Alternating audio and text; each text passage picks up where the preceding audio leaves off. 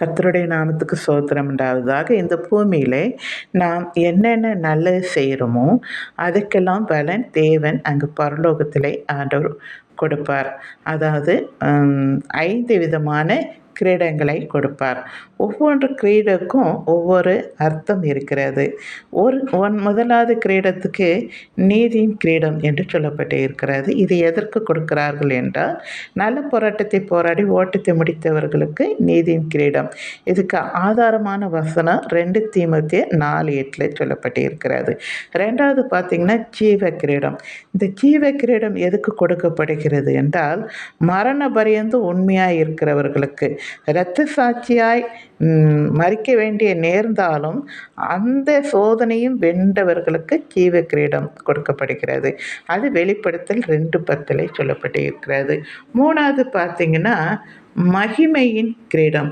இந்த மகிமையின் கிரீடம் வாடாத ஒரு கிரீடம் என்று, எல்லாமே வாடாது தான்.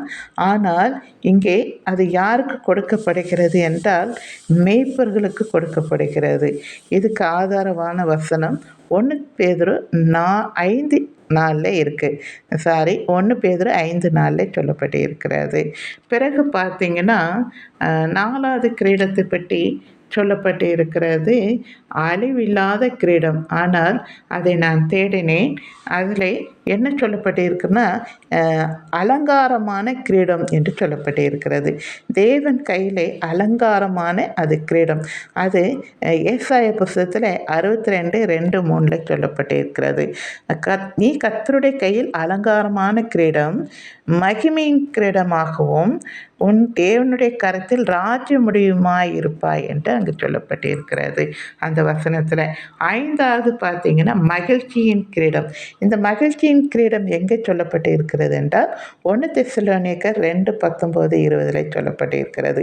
அதாவது அநேகரை விசுவாசத்தில் கொண்டு வந்தவர்களுக்கு தேவ மகிழ்ச்சியின் கிரீடம் அங்கே கொடுக்கப்படுகிறதாம்.